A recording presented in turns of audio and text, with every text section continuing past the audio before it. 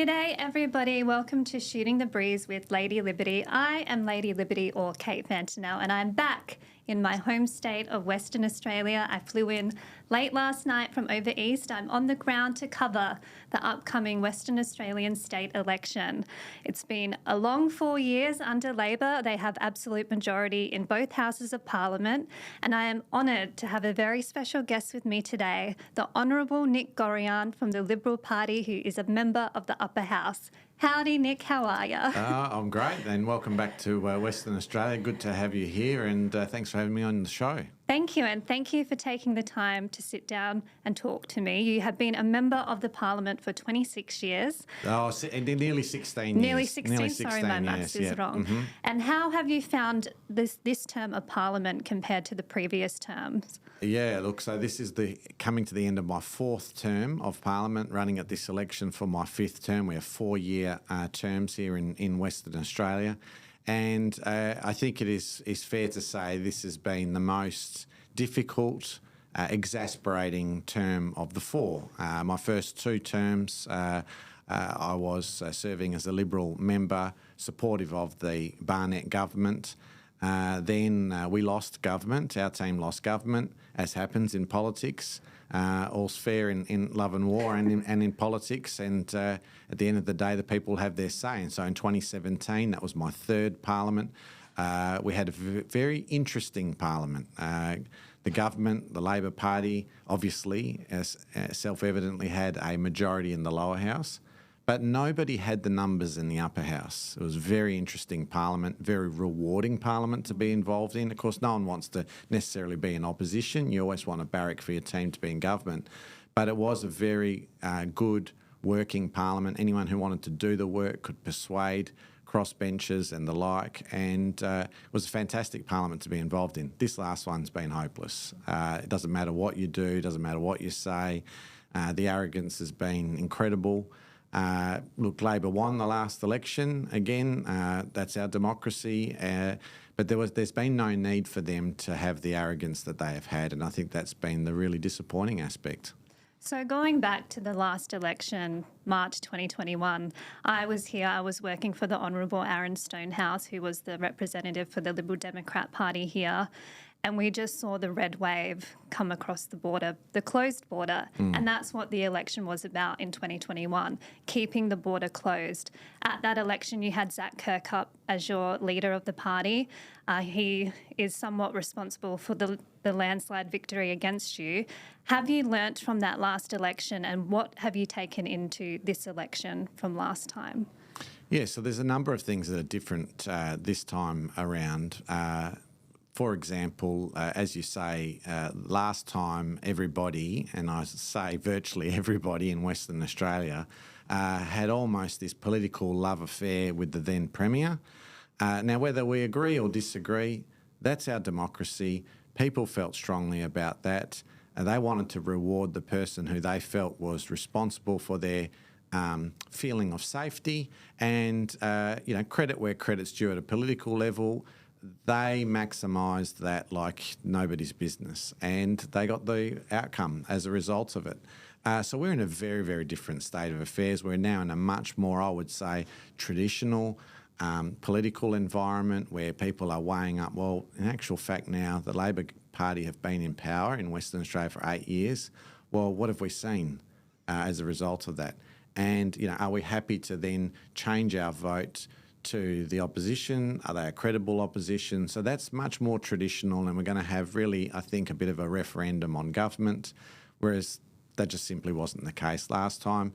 The other thing that's, I think, very different for us this time around is our candidates now actually have some clear air to be able to speak about themselves at a local level. We had great candidates last time. Don't listen to any of the garbage that's been spread by some individuals about the so-called quality of our candidates. We've got great candidates this time. We had great candidates last time. But the poor guys last time had no opportunity to cut through. I mean, literally people come to the polling booth and all they wanted to say is, I want to vote for Mark. And you couldn't even have a conversation with them to say, well, do you realise he's not even in this electorate? It was quite something. So this time people can talk about local issues, they can present themselves and their credentials, And every day of the week, I'll stack up our candidates against Labor's in terms of life experience, professional qualifications, and it's going to be an interesting contest on the 8th of March. It is going to be an interesting contest. So what's the plan if Liberal form government? I know we are talking about a monumental victory if that was to happen here. Mr McGowan was 92% popularity rate. The Labor Party has 53 seats in the lower house, just incredible statistics in WA. If Liberal was to form government, what kind of mess do you have to clean up? Yeah, well, the first thing is we've got to get 30 seats. So there's 59 seats in the Legislative Assembly and you need 30 seats to form government. Now, to put that in some context so that viewers understand just how huge this Everest is that the Liberal Party is trying to climb, at the moment we've got 3 seats. Now, in Western Australia, traditionally we work in a close alliance with the National Party, who have also got 3 seats. So let's say our starting point is 6. We need 30. An interesting fact is that the largest amount of seats that the Liberal Party has ever won, the largest amount that we've won in addition to what we held at an election is 7. Right, so people have to understand just how huge this mountain actually is and what underdogs, political underdogs we are. That said, we've got these great candidates out there. Libby's working incredibly hard. Everybody's working incredibly hard. And frankly, Roger Cook's been underwhelming as a Premier. And I think we're certainly hearing that in the electorate. So we go in with a degree of optimism, as much as one can ever have. It's a bit like in a sporting contest. No one goes out there to lose. Everyone's going in there to put in 100%. And then the results take care of themselves. I firmly believe we will have a record at this election. I think that we will certainly defeat those previous records. We have to. For the sake of the Western Australian democracy, we must. But can we get to 30 seats? That's the big question. And then in answer to your question, what will we do in terms of having to clean up the mess? Well, the mess is huge. We could spend a long time talking about the various different areas, whether it's health. We've got a health crisis in Western Australia. We've got a housing crisis in Western Australia. When it comes to law and order, there is clearly a crime problem in Western Australia, but we've got a government who have been in denial with respect to the basics on law and order. Then we can turn to energy. We've got a Premier whose ideology on energy results in him saying, it's just part and parcel of the energy transition when we have a series of blackouts in Western Australia and Western Australians are literally in the dark, sweltering. And that's before we even start touching or scratching the surface when it comes to the legislative program that's been put in place. Might be the way in which they rammed through firearms legislation or the way in which they've changed our electoral laws in Western Australia, despite the fact that 4 years ago they said that it wasn't on the agenda. And lo and behold, within 6 months, they rammed through a bill through Parliament. Birth certificate laws in Western Australia have changed so that any person can change the sex on their birth certificate. I mean, there's a lot of mess to clean up. We're going to have to roll up our sleeves and get into it. There will be no lack of work to do, that's for sure. I want to talk to you a little bit about the last 4 years in particular and seeing a government rush through legislation in one day. I interviewed Dr. Brian Walker from the Legalised Cannabis Party this morning, and he said the review committee in the upper house only sat once to look at legislation, which is just unheard of.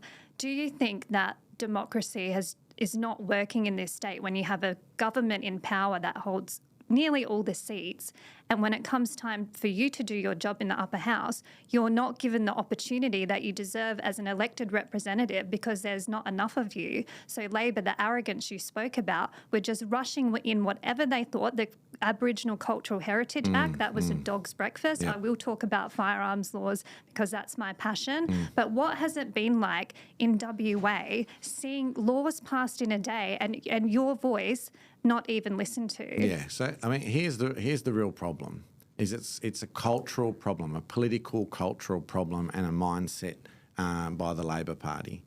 So they won the last election, and again, I'm going to say that they won fair and square in accordance with our democratic rules in Western Australia. I might not be happy, of course, about the outcome. Devastated about the magnitude of the loss, but they won in accordance with our system. And what happened, which they probably never thought would have ever happened to them, is that they had an absolute majority in both houses of Parliament. Now, of course, it's not strange that a government has a majority in the lower house. That's how you form government. You've got the majority of seats. You've got a confidence in the lower house. What's strange is having not just a majority, an absolute majority in the upper house. Now, they had that, whether we like it or not. Now, what comes then is a huge responsibility on their shoulders. And what I've never understood, and not one Labor member's been able to explain it to me in the last 4 years, is why they had to go about it the way that they did. So let's just take one practical example. I know that you're passionate about the firearms issue. Their government, they're entitled to introduce bills. They're entitled to have a view that they would like to have a firearms legislation in a certain way. Sure, no problems. But they also know at the same time that they have an absolute majority in both houses. So there's no doubt as to whether their legislation is going to pass. They're going to, inverted commas, win the argument when push comes to shove. So why not just chill out, allow the democratic process to take place, allow opposition members, crossbench members to ask questions, propose amendments, give them due consideration. You're going to win the argument anyway. Believe it or not, there might be some good amendments that come up. And that certainly has been the case historically in other parliaments. So I've never understood why the ego and arrogance has had to be so big. If anything, it should be the exact opposite. If you know you're going to win, you should be quite chilled about you going about your work. You present a piece of legislation to the Parliament and then you let the Parliament do its job. And in the end, you're going to get some form of reform through. And in actual fact, the final version is going to be what you've agreed to because you've got the majority. So it's really been, I think they've been blinded by the sheer numbers that they've had. And so then they felt like, oh, well, we've got these numbers, we need to ram things through. And I just think that's strange and really weird on their part. They never needed to do that. And Western Australia has been the poorer for it because we've had one piece of legislation after another that's ended up being a fiasco. As you said, Aboriginal cultural heritage laws, firearms legislation, these have all been shambolic and it didn't need to be like that. I will talk about firearms laws now. I've been holding off, but I'll get straight into it. So when I was working for the Honourable Aaron Stonehouse in the upper house at the last term of Parliament, we went to the government, who was led by Premier Mark McGowan, and asked for the Firearms Act to be reformed. That is what the shooting organisations want. That is what the people wanted. And that Parliament had enough voices, including Rick Mazza from Shooters, Fishers and Farmers Party, who understood the issue and wanted to change the laws to make it more workable for both the police and the people. We were told that it was not on the agenda for that Parliament. They went into the 2021 state election and they did not bring out a firearms policy at all. Like you said, they weren't going to change electoral laws. They went ahead and did that. Nobody saw this coming. The organisations were blindsided. People like you were blindsided when this Firearms Act was put out. What has the consultation process been like from your side? Because as a person who lived in WA during that time, as a person who is a shooter and who has been a member of organisations and has worked for SSAA National, a government has always consulted with us when it comes to things like firearms because it's such a specific area that only the end users really understand. As a politician and a representative of the people who voted for the Liberal Party, did they even come to you before they announced they were going to look at firearms laws? Did they come to you any step of the way to ask what the Liberal Party's position on this? Or have you just been treated the same as us? No, exactly right. And I think the best example I can give you of this sheer arrogance that's been displayed, and as I said, entirely unnecessarily given they had the numbers anyway, is actually the electoral laws, because there's been a long-standing convention in Western Australia, and I think it's been a good convention, sadly being completely trashed in this Parliament, because they have changed the electoral laws 4 times in 4 years. But the big problem is that historically it's done on a bipartisan or on a consensus basis. And you can understand why. We accept that in our modern... I mean, what a wonderful thing it is to live in a democracy, for starters. And so we want to treasure that privilege, that blessing that we live in a place that has a modern democracy. So let's be very careful with how we manage that. It's not about power. It's about trying to serve the people of Western Australia. Yes, we're going to have disagreements with our political opponents. That's okay. And actually, often it's healthy. But as a result of that, if you're going to change the electoral laws, make sure everybody else is on board. And that's historically been the case. But not with the WA Labor government. 4 times that they raised. And as you said, in particular, they said it wasn't on the agenda and they did it anyway. So that shows you, I guess, how contemptuous that they have been towards the ordinary political process. So when it comes to firearms, you can be sure if they didn't consult us on electoral laws, where there is this convention that you would do this on a consensus basis, well, they certainly didn't do it on anything else, least of all the firearms legislation. But that would be a good one to work together collaboratively, because I think we do have a general consensus in Western Australia, and might I say in Australia, that the majority want to have responsible regulation of firearms. I don't really have people knocking on my door and saying it should just be a free-for-all, people should just be able to do whatever they like. You often hear this argument about we don't want to be like America. We're clearly very different to America. I mean, it's just ludicrous for anyone to suggest. I remember the previous Premier, Mr McGowan, saying, something to the effect of that, we're on the edge of becoming like America. I mean, that's just fanciful garbage. We're nothing like that whatsoever, and I think that the fair-minded Western Australian loves that about our culture and wants to retain that. So there's no good reason why Labor, Liberal, shooters, whoever else wants to be part of the conversation can't sit down and just say, look, we've had firearms regulation in Western Australia for more than 50 years. How can we improve that? And that's why when we were last in government, we commissioned the Law Reform Commission. If I remember correctly, actually, it was, credit where credit's due. I think Rick Mazza, who was then the leader of the Shooters, Fishers and Farmers, had really pressed for that to be the case. And so we sent it to the Law Reform Commission for them to do a piece of work in consultation with stakeholders, as you say, end users and the like, police, and they then prepared a blueprint. What I've never understood, and again, no Labor member's been able to explain, is why toss that away? Although that work was done, no one's been able to demonstrate to me that it was flawed, either in terms of the process or in terms of its content. So very, very disappointing. And maybe I'll just finish on this particular point. When they then being the WA Labor government, brought their legislation into the Parliament, I think it was about 12,000 Western Australians. It was about 12,000 Western Australians. That was the first petition. And what they said is, can we please have 3 months of consultation? We've only just seen this gigantic reform. You've given us 1 month to put in submissions. It's just not reasonable. And a lot of these people who are end users are farmers.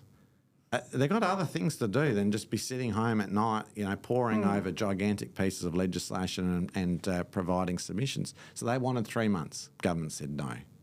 I think, again, that just demonstrates just the sheer arrogance. Again, there was no need to do that. And here we are now on the cusp of the election, and that same law still hasn't even come into effect. It only starts on the 31st of March. So what was the urgency over the last 2 years? Why ram things through? I think on any fair measure, if you look at the facts and the chronology of this, it's just been disgraceful. No need for it whatsoever. And that's why we're certainly committed to do something about it after the election.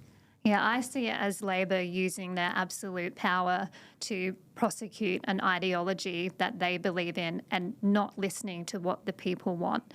I've seen that as part of the consultation process where people did put in submissions, given 1 month to write these massive documents in response to new laws that no one had even heard of, the limits on the number of private property we can own, just 5 for hunters, and even the RSPCA WA has come out and said they have concerns about if that's ethical, just up to 10 for competitive shooters. Disciplines like single action, which is the cowboys, they need at least 10 just to compete in their sport. And these are legitimate activities. We shoot at the Olympics and the Paralympic Games. So to see Labor, just like you keep saying, the arrogance and not listening to the people, are you concerned if Labor get back in again, even with a reduced majority, these laws, the firearm laws, will still go ahead, will not be changed? And the other thing I wanted to ask you, because you used to be a lawyer, I've actually launched, I'm not sure if you're aware, I've launched legal action to raise money to get a King's Council to look at the legislation and the regulations that were put out just before Christmas, by the way. No one saw them until 3 months before these will come into effect. I'm getting a lawyer to look at this because they don't think that this is legal. The limits on private property for no reason. This is meant to be a liberal democracy where we have property rights. This tramples all over that. So my question to you is, what is the Liberal Party's solution to look at this area? Because farmers are hurting. I get emails and messages from veterans who were disarmed. They served us overseas and they've been told they can't have high-velocity powered firearms because the state has decided they're dangerous. The people that served our country can no longer shoot anymore. So what is the Liberal Party's solution to looking at this issue and fixing it so the people are happy with the state that they live in? Yeah. So a great question, Kate. I mean, the starting point is the 8th of March. It all begins on the 8th of March. That's going to be instrumental in terms of determining where we go from here. Because obviously if there's a change in government, then very significant things can be done, and things can be done in quick succession. If, however, as you say, the Cook Labor government is returned, then that becomes much more difficult, but not impossible to do anything, and that's where certainly the upper house is very, very important. So the starting point is the 8th of March. Once we know the outcome on the 8th of March, then a practical strategy can be put into place. There's a number of political levers that can be pulled.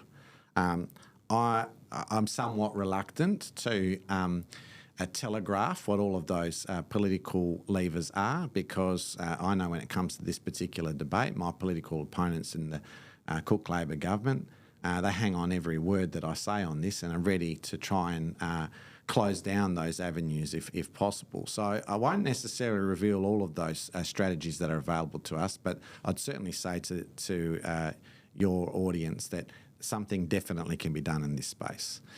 But what is on the public record is that the starting point needs to be a review, because, and it's very important for people to understand why the review is necessary. Labor have blasted this law through. It's a gigantic piece of legislation. In 16 years in Parliament, it'd be one of the largest pieces of legislation that I've ever seen. Nothing wrong with having a big piece of legislation. The problem is that 480 of those 492 clauses were passed and put without the ability for any member to be able to ask a single question or to say anything on it. Now, that's just reprehensible. That's not what we should be seeing in a modern democracy, but that's what happened. So we can say that the first 12 clauses were scrutinised and the outcome was democratic. We certainly can't say that for the other 480. That whole bill needs to be reviewed. Now, some have said, well, why not just tear it up? And I understand the emotion behind that, but we also have to appreciate that we're dealing with a delicate, sensitive topic. No fair-minded Western Australians wants no law in place. We want to have a law in place. Could you revert back to the 1973 laws like we did with the Aboriginal Cultural Heritage Act? Is that an option? People have often thought that that's what happened with the Aboriginal Cultural Heritage laws, but it wasn't a complete reversal back to the previous law. Because what happens is some of the law is already in place. It's a transitional process. So what do you do with those scenarios where people have acted on the expectation of the existing law. Police have taken certain actions. There's been matters that have gone before the State Administrative Tribunal. We can't erase history. So we need to move forward carefully. The best way to do that is by way of a review. And the review should be done by the committee that should have done it in the first place, but Labor blocked it, and that's the Legislation Committee in the Upper House. The benefit of that is that whether you're a farmer, you're a sporting shooter, you've just got a general interest in this matter, you're in the police force, everybody will be able to have their say in a public forum, and then recommendations can be made. Because the truth of it is the entire law is not bad. The process has been reprehensible, but the entire law is not bad. For example, the current law says that if you are a member of a outlaw motorcycle gang, well, you're automatically disqualified from holding a firearm licence. Now, the ordinary fair-minded Western Australian would say, tick, that's a good piece of the legislation. We want to keep that. But there's plenty of things that are annoying fair-minded, responsible firearm owners, and they haven't had their voice heard. That's not okay, and so the review will then fix that. Now, then there will be a whole heap of people who say, okay, well, we can live with that, but what happens in the interim while the review's in place? And that's a very fair concern. And that's where government of the day is so important. So I reiterate, 8th of March really matters. You get rid of Roger Cook and we can pull some serious levers in this respect. But for as long as he's there, it's very, very difficult. That said, the small comfort is this. I attended a parliamentary committee hearing last year. The police commissioner was there and I was cross-examining him in respect to this matter, and it was very, very clear. He used the words that he gives great weight to the posture of government, was the language he used. Now, again, look, there's critics in Western Australia with regard to the current police commissioner, the former police commissioner. I get it. There's always going to be critics of police. What I will say, in fairness to this police commissioner, is that taking into account the posture of government, particularly in this context, is appropriate. You can't have an election on the 8th of March and let's say that Roger Cook is removed as the Premier and just say, oh, well, we're just going to go ahead with this legislation on the 31st of March. They're just entirely inappropriate and showing no regard for what the people have said on the 8th of March. So there is capacity for us to do something, but it needs to be done sensibly. This idea of just tearing something up and chucking it in the bin is not a responsible way to deal with firearms legislation. But then equally, you need people, like myself, who are absolutely fundamentally dedicated to this. I'll finish on this point, Kate. The great irony in this whole debate is that I'm one of the, I assume one of the few members of Parliament who's never shot a firearm in my life. It's not my background, it's not my history, it's not my passion. But, I respect others like yourself who have a great passion and history and expertise in this regard. And we're all different. That's what makes it wonderful to live in a modern democracy. Why I've been so worked up about this is the process. This has just been absolutely reprehensible. It's really been a dictatorship disguised as a democracy. Let's be honest. That's really what's been going on in the last 4 years. That's not okay. And if fair-minded people like yourself have got a strong view about this, I think you have a right to be heard in a parliamentary committee, and let's see if we can facilitate your concerns rather than frustrating them. And just to clarify, so if anybody votes for a Liberal Party candidate at the election, they will be agreeing to at least review the Firearms Act? Without a doubt. That's the official Liberal Party position. I had a motion at the end of the last Parliament that would have seen that new Act reviewed. Labor said that Labor refused to support it. We're not going to support that particular motion. Now Parliament is prorogued. So what that means is that the notice paper, like my motion and any unfinished business, has been wiped clean. So we have to wait for the new Parliament to start. And I'm on the public record, and I'm dead serious about it, that I will be moving that motion again. And the good news is that the official Liberal Party position is that motion is to be supported. So everyone who's voting one for the Liberals at this election are voting for that firearm legislation to be reviewed as a priority in the next Parliament. And I wanted to also ask, so in WA, for those who are not from this beautiful state, the Liberal Party and the National Party are not in an official coalition like in Queensland where we have the LNP. There has been the last few years a bit of bickering between the two parties, and you are different. You are not the same, and that's why you're your individual entities in WA. What will the relationship be like in the next Parliament if you have to form a majority? Will you form an official coalition, or will you do an alliance like you did this time? What has the conversations been like with your National Party cousins? Yeah, okay, so to be clear, I haven't been participating in those conversations. So what I say now is somewhat speculative. I would say on the basis, I think, again, political observers would say on the basis of recent history between our respective parties, it's reasonable to assume that there will be an alliance going forward. The National Party in particular are, I think it's fair for me to say, not that keen on a formal coalition, as you see in other states, let alone in Queensland, as you say, where it's a merger of the parties. That's okay. You know, it's wonderful, again, about our modern democracy that people can have a different view and so forth. We will make it work. On the firearms issue, I'm very, very confident that my cousins from the National Party, my political cousins there, will support a motion for it to be reviewed. It would make no sense for them not to do that, and I've not heard any suggestion from them that they would be opposed to something like that. And in fairness to them, they certainly supported our motion when the debate was on for the legislation to be reviewed by the Legislation Committee, which Labor blocked. Now, I wanted to have a chat to you about preferences. So there's been lots of coverage in the news, as always, leading up to elections about who's preferencing who, what deals are being done, is a vote for you going to end up voting someone else in. Can you just explain to the people what the voting system is now in WA? Because like you've said, the Electoral Act has changed 4 times. We no longer have group voting tickets in the upper house like we did last election. The Daylight Savings Representative, Mr McGowan, used him as a reason to abolish those tickets. They still have them in Victoria, of course.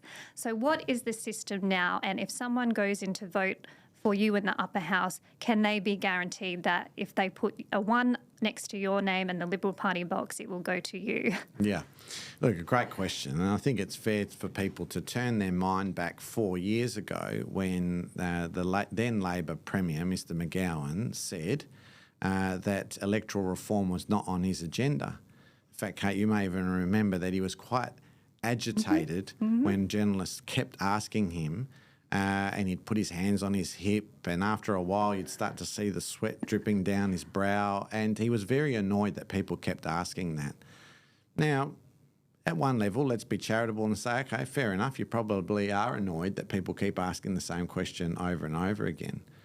But boy, doesn't history tell us something? Because then, having said it's not on the agenda, within 6 months, they rammed the legislation through the Parliament. They introduced it within 6 months. It was passed by the end of that year. Something that wasn't on the agenda. And, you know, just quickly, I'll just compare and contrast that to laws tackling the very important issue of elder abuse, which they promised 8 years ago they would expedite, was the language that they've said. In 8 years, we haven't seen a bill. So elder abuse laws, the protection of elderly Western Australians, they said they would expedite. No bill introduced. Electoral changes, which they said weren't on the agenda, introduced within 6 months. Again, it's right for Western Australians to cast judgment on that. That's just not okay. So, okay, our original questions, just remind me again. No, I've forgotten the original. We're talking about preferences. Preferences, sorry. I get so worked up about this just unbelievable situation.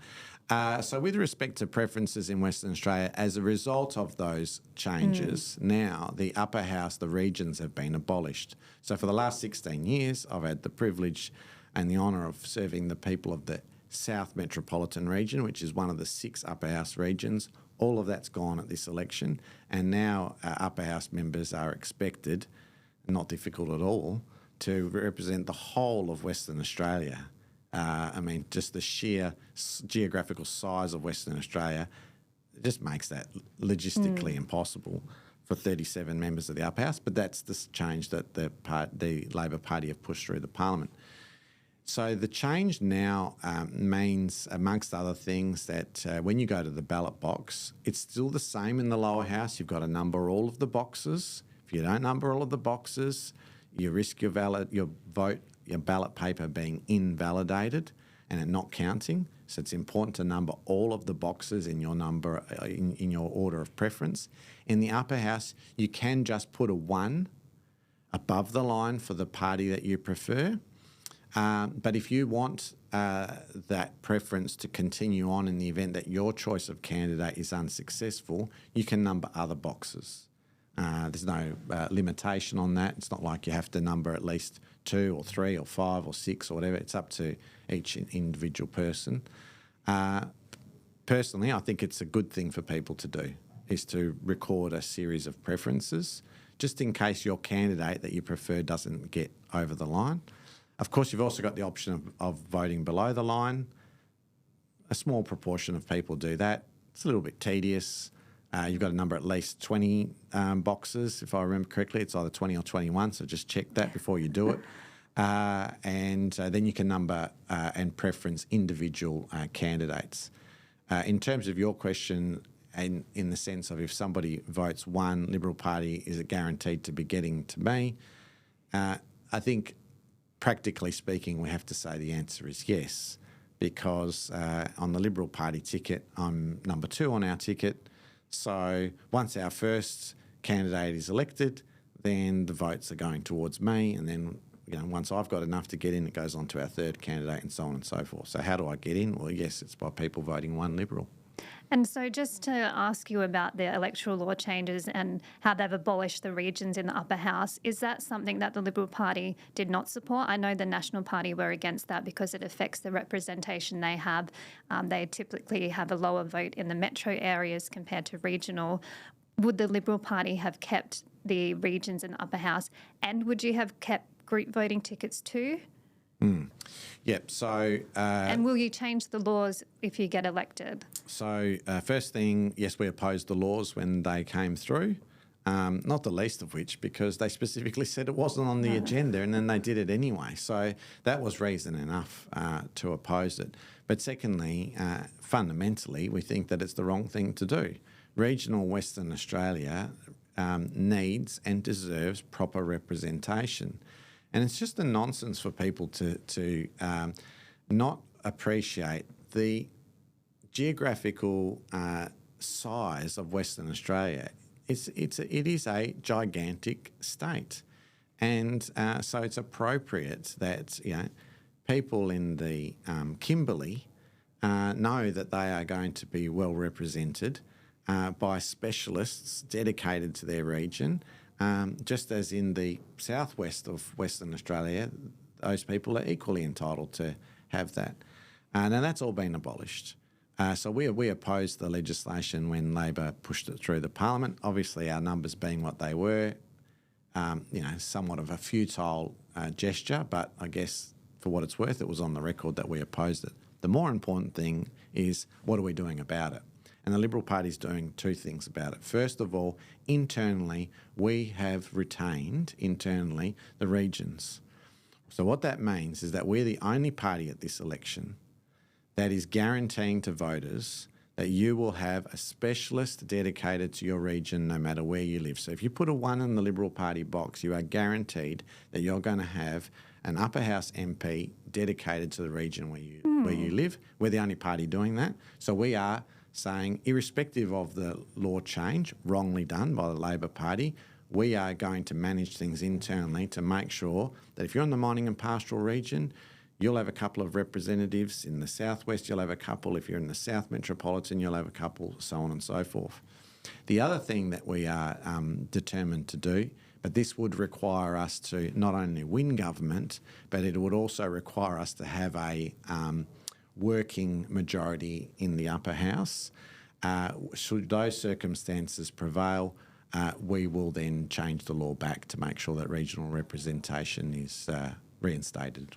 Let's talk about the upper house and what it could look like. So your dear friend and my friend, Marika Groenewald from the Australian Christians Party, she's looking to get elected if she gets enough votes. Is that one party that you will be working closely with? And are there other parties, minor parties, that the Liberal Party have already spoken to or are in some other kind of agreement with things like firearm laws? What's going on behind the scenes that you can tell the voters of Western Australia? Yeah, look, I think it's fair to say that behind the scenes, nothing is happening at the moment, and there's a good reason for that. I think everybody's busy campaigning, and it's somewhat premature for any political party or individuals to be getting ahead of themselves and be thinking about what might it look like and so on and so forth. Of course, we're all human.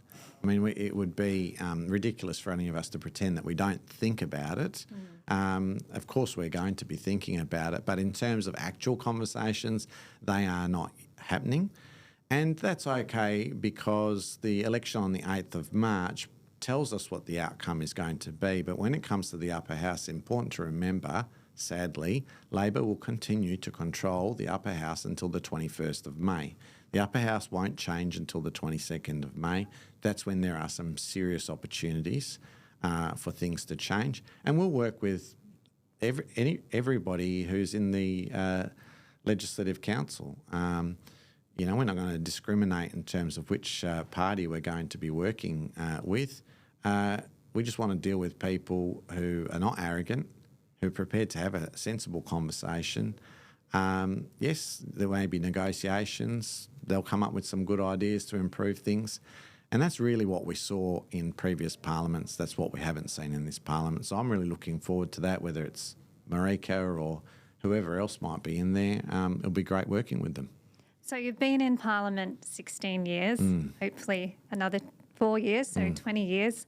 What has been your biggest achievements in that time?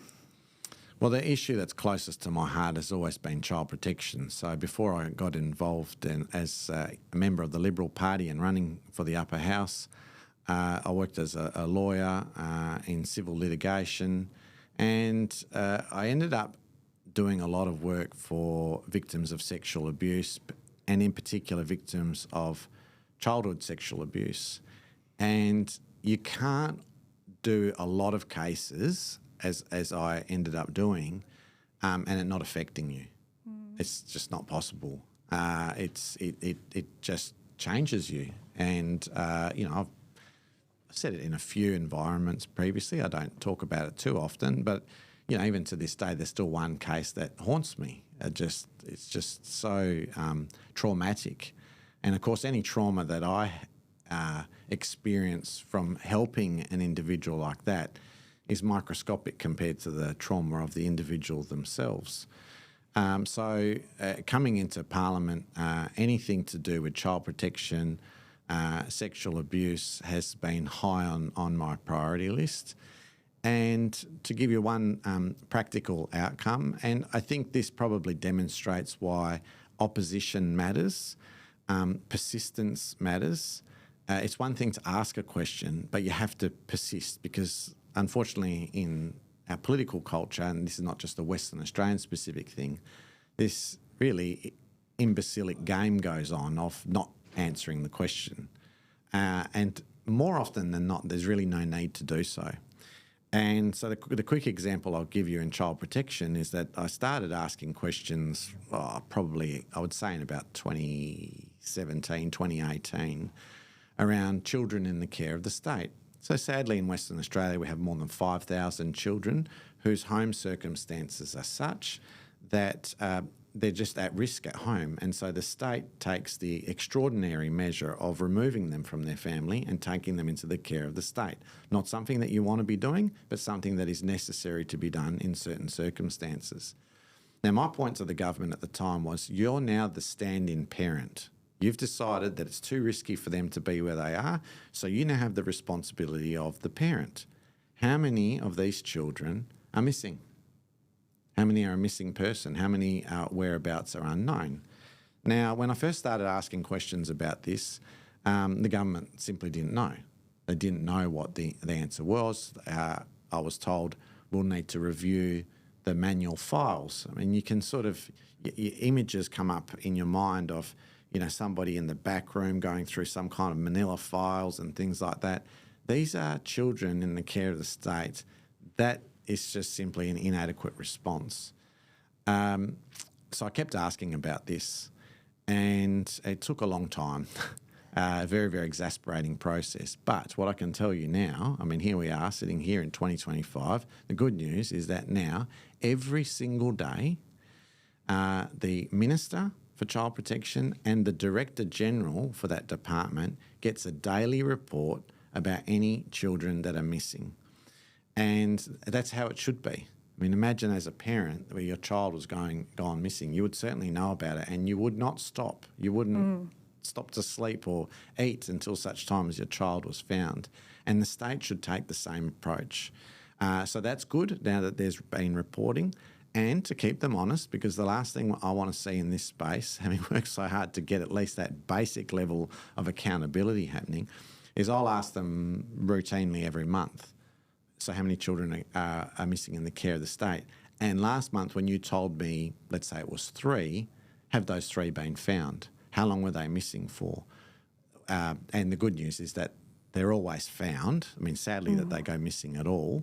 And you can also understand in child protection, particularly as children get older, they vote with their feet.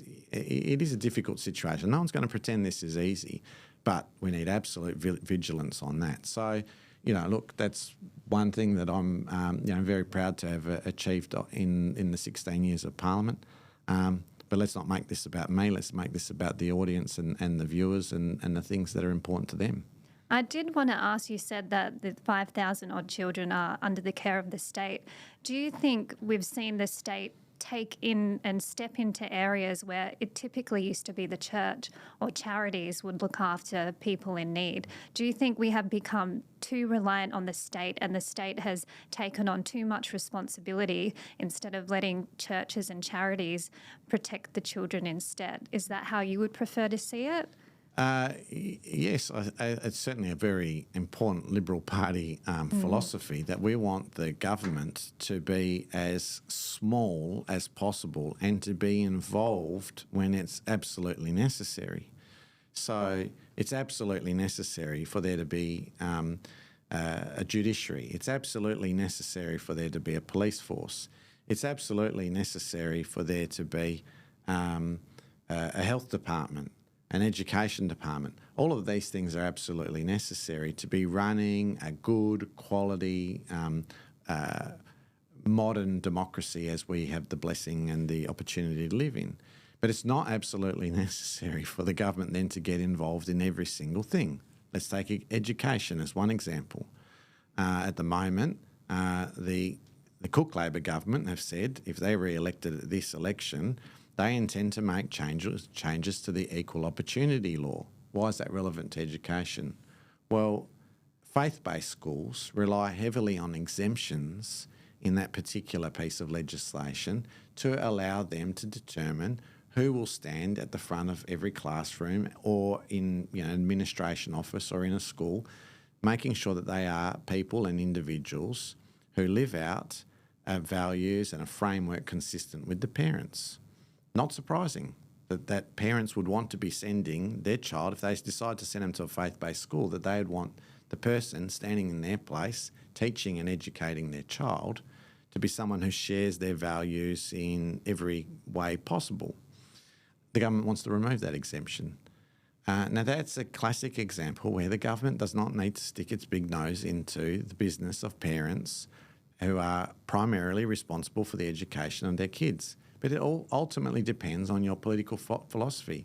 If you're like me and the Liberal Party, you believe that parents have the primary responsibility for the education of their children, and the state has a role to facilitate that. And if that could mean state-based education, if that's the choice of the parents. So you should provide some form of service, but you shouldn't then be dictating to the parents. Whereas the left, they hold a different view. They want to try and control everything. They want to say, look, this is the only way in which children should be educated. Well, we fundamentally disagree with that. And so consequently you see policy difference like this at the election. If the Cook Labor government are re-elected, well, they've made it clear faith-based schools are going to have a headache. If the Liberal Party's elected, we're saying there'll be no changes to that exemption. Does your philosophy on parents making the decisions on things like education for their children, does that translate to decisions like health? So we have happening around the world at the moment, the gender changes that the debates raging all the time. Do you think that the state should have a role in protecting children from undergoing any sort of gender changes, or do you think it should be up to the parents and a medical professional?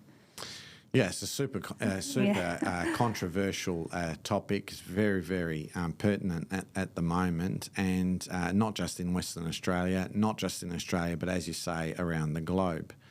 And again, there's two schools of thought on this, and myself, and I think I can speak quite appropriately on behalf of the Liberal Party in Western Australia, where Libby Medham, our leader, has made some strong commitments in this respect.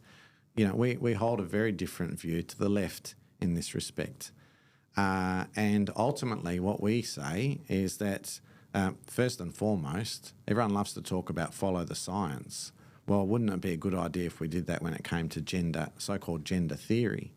The international evidence is becoming overwhelming by the day that if you start to introduce things like puberty blockers for young children, it's going to have a consequence. Well, it baffles me that anyone would be surprised about that.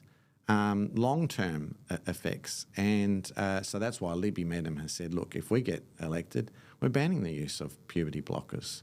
It's just not going to continue. We can't continue to allow this to happen in our states on our watch when we know that the evidence is saying what it is.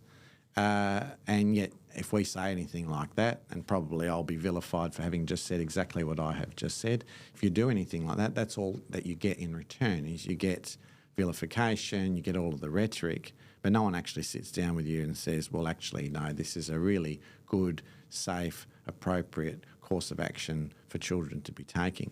But that's just, if you like, on the research and the science and the international evidence. But then if we take a further step back, it's pretty incredible to think that we would be facilitating children making these kind of life-changing decisions at that particular age. But adults, so you think it should be...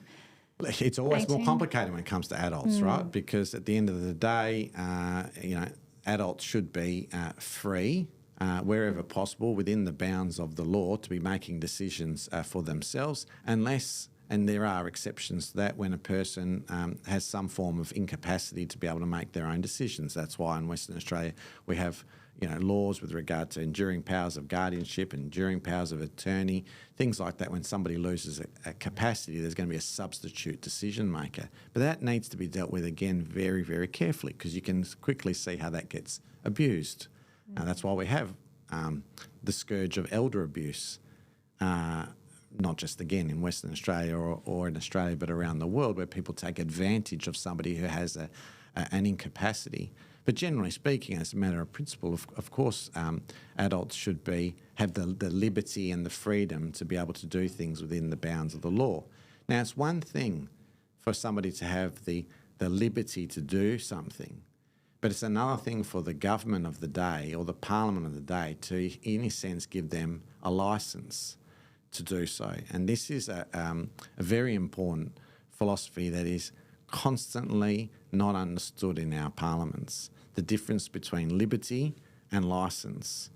And that freedom for people to be able to take certain actions is very different to a government saying, here you go ahead, we're going to give you a licence to do that.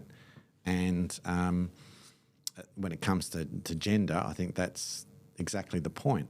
If a person wants to take certain actions in respect to their body or their state of dress or their appearance, well, ultimately they've got the liberty to be able to do that.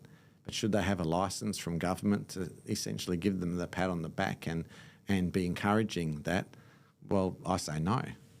So in WA, just for those who are watching from around the world, you can legally change your gender identity on your birth certificate without having gone underneath any transitioning. You can just suddenly wake up and say, today I identify as a man, and you can go in and change that on your birth certificate without having to prove anything. That's the current state of play. It has changed. So historically, that wasn't the case.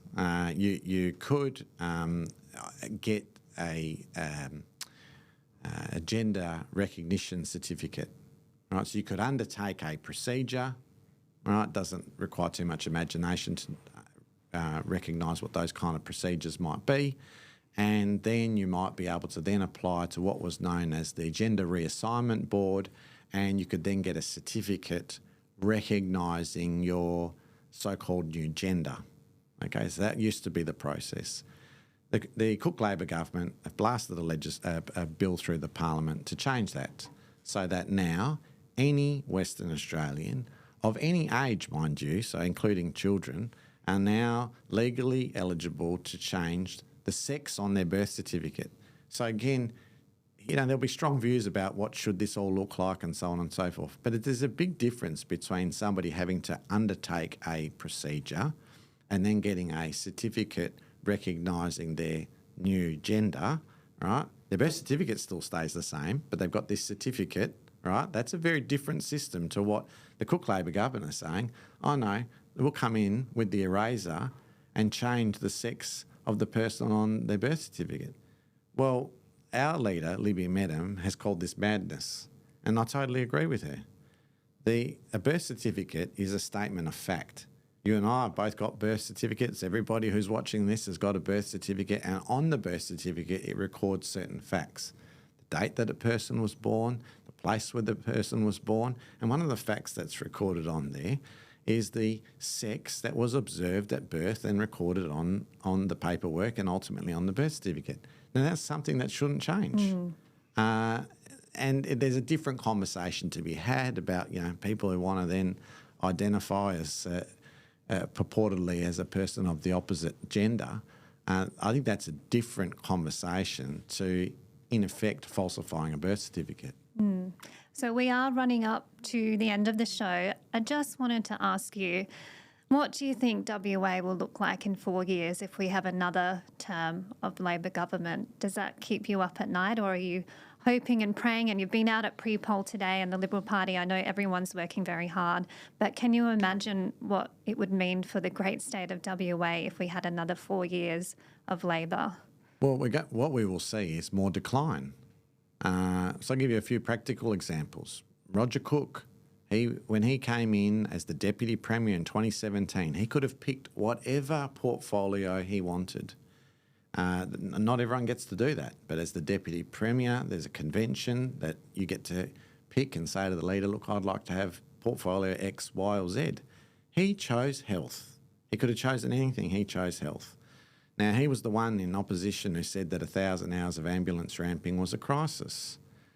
Ambulance ramping went to record levels under his watch. It became so untenable that he then requested a change. So he cut and run from the very portfolio that he desperately wanted. And his replacement now, we are told, it's regularly reported in the media, now doesn't want the portfolio either. And in the last month, the month of January, ambulance ramping in Western Australia, and for those who are not quite clear what ambulance ramping means, it literally means that the ambulance with a patient in the back of the ambulance is parked at the front of the hospital, and the patient can't get out into the hospital because there's so much bed blockage, there's simply not room for them at that point in time, and so you've got these ambulances that are ramped at the front of the hospital. It's not okay in Western Australia, where we should be able to have a first-class medical system. In the month of January, the ambulance ramping hours, now remember, in opposition, Roger Cook said 1,000 hours was a crisis, was more than 5,300 hours, so it was more than 5 times worse. Now, this isn't a health portfolio area that he chose. His replacement's been as bad, doesn't want it either. And you compare and contrast that to our leader, Libby Medham. She says enough's enough. She's rolled up her sleeves. She's announced health policy after another and said if she's the Premier, she's going to do what nobody else has done, and she's going to keep the health portfolio for herself. That's how seriously she's going to take this. So I'm concerned, and that's just one of a myriad of portfolios we could discuss, where if they are still in power in 4 years' time, we're going to continue to see this decline. Education, law and order. Maybe I'll give you one other quick example if we've got time in law and order. I mean, how utterly ridiculous it is in Western Australia that we have a number of parolees who I've described as prison fugitives who are out on the run. And again, not dissimilar to the example I gave you earlier in child protection, I asked the government, well, how many of these prison fugitives are on the run? First they said they didn't know, had to check the files again. In the end, the current Police Minister, Paul Papalier, got annoyed with me. He says that I'm wasting police resources asking these questions. With all due respect, they should know the answer. On any given day, these are WA's most wanted fugitives, and this is how many of them are there. And besides which, how many are there that you'd be having to review all of these files? Anyway, they eventually answered the question. If I remember correctly, the number was 63. It was a much larger number than I expected. But the point is this, is that even to this day, they refuse to release the details of each of these prison fugitives. Now, I'm a big believer at a political, philosophical level on individual right to privacy.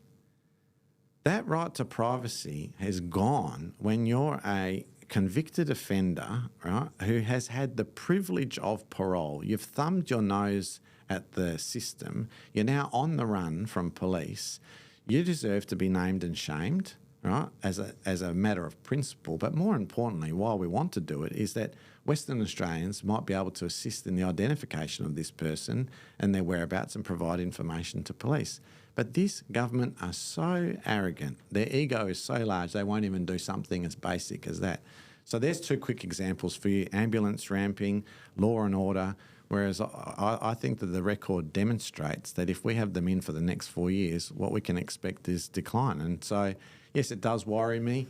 But as Stephen Covey, the author of The 7 Habits of Highly Effective People, said, worry about your circle of influence and just keep working on that. Everyone's concerned about things which are larger than what they can influence, and that's what I'm doing. And that's why after this show, I'll be back on the pre-poll station handing out how to vote cards. Well, thank you so much for taking the time to sit down with me on my first day back in the great state of WA. This is the Honourable Nick Goiran. He's a trooper for the Liberal Party in WA. 16 years he's been there. The stories he's told today, we cannot let this state fall. So I implore you to have a look at who's running in your electorate, have a look at who aligns with your values, and make sure you make your vote count on the 8th of March, because the future of WA depends on it. Thanks again, Nick. You're welcome.